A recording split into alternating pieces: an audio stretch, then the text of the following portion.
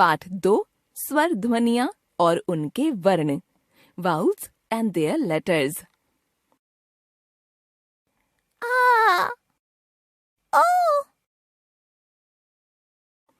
बच्चों, इन चित्रों में बच्चों के मुख से निकली ध्वनियां स्वर ध्वनियां हैं। हर भाषा में 2 तरह की ध्वनियां होती हैं, स्वर तथा व्यंजन। स्वर वे ध्वनियां हैं जिनको बोलते समय हवा बिना किसी रुकावट के मुख से बाहर निकलती है। भाषा की सभी ध्वनियों को लिखकर दिखाने के लिए हर भाषा में कुछ लिखित चिन्ह बना लिए जाते हैं, जिन्हें वर्ण कहते हैं। अतः ध्यान रखिए, स्वर वे ध्वनियां हैं जिनको बोलते समय हवा बिना किसी रुकावट के मुख से बाहर निकलती है।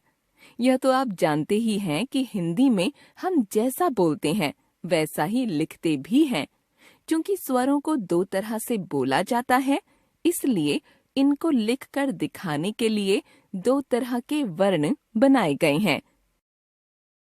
स्वतंत्र रूप में बोले जाने वाले स्वरों के वर्ण अ, आ, ई, उ, री, ए, आई, ओ, औ। व्यंजनों के साथ मिलाकर बोले जाने वाले स्वरों के वर्ण या मात्रा चिन्ह। अ कोई मात्रा नहीं, आ की मात्रा, ई की मात्रा, ई की मात्रा, उ की मात्रा, ऊ की मात्रा, री की मात्रा, ए की मात्रा, आई की मात्रा, ओ की मात्रा, औ की मात्रा। मात्रा चिन्हों को व्यंजन वर्णों के साथ जोड़े जाने के नियम हम आगे पढ़ेंगे। ये सभी स्वर ध्वनियां तथा उनके वर्ण हिंदी में संस्कृत से आए हैं।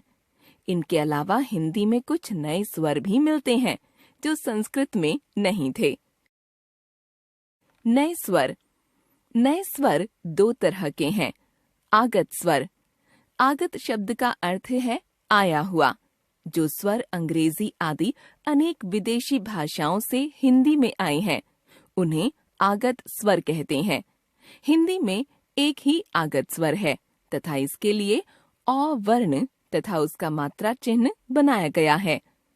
देखिए नीचे दिए गए उदाहरण। Ball, mall, coffee, doctor. अनुनासिक ये भी स्वर हैं तथा इनको बोलते समय हवा मुंह और नाक दोनों से बाहर निकलती है। इनको लिखकर दिखाने के लिए 2 वर्ण बनाए गए हैं, बिंदु तथा चंद्र बिंदु। ये स्वर भी संस्कृत में नहीं थे, इनका जन्म भी हिंदी में हुआ है। बिंदु तथा चंद्र बिंदु लगाने के नियम। जिन स्वर वर्णों की शिरोरेखा के ऊपर मात्रा चिन्ह लगे हों, वहां बिंदु लगाया जाता है। नींद, घोंसला। अन्य उदाहरण चोंच, मैं, गेंद, भैंस आदि। जिन स्वर वर्णों की शिरोरेखा के ऊपर मात्रा चिन्ह न लगे हों, अर्थात स्थान खाली हो, वहां चंद्र बिंदु लगाया जाता है। कुआं, ऊंट। अन्य उदाहरण अंगीठी, आंसू, ऊंचा, उंगली आदि। हमने सीखा, हिंदी में स्वरों के लिए 2 तरह के वर्ण विकसित किए गए हैं। स्वतंत्र रूप से बोले जाने वाले स्वरों के वर्ण तथा व्यंजनों के साथ मिलाकर बोले जाने वाले स्वरों के वर्ण या मात्रा चिन्ह। विदेशी भाषाओं से आने वाले स्वर को आगत स्वर कहते हैं। हिंदी में आगत स्वर अ का मात्रा चिन्ह है। अनुनासिक वे स्वर हैं जिनको बोलते समय हवा मुंह और नाक दोनों से बाहर निकलती है। इनको लिखने के लिए बिंदु तथा चंद्र बिंदु चिन्ह बनाए गए हैं।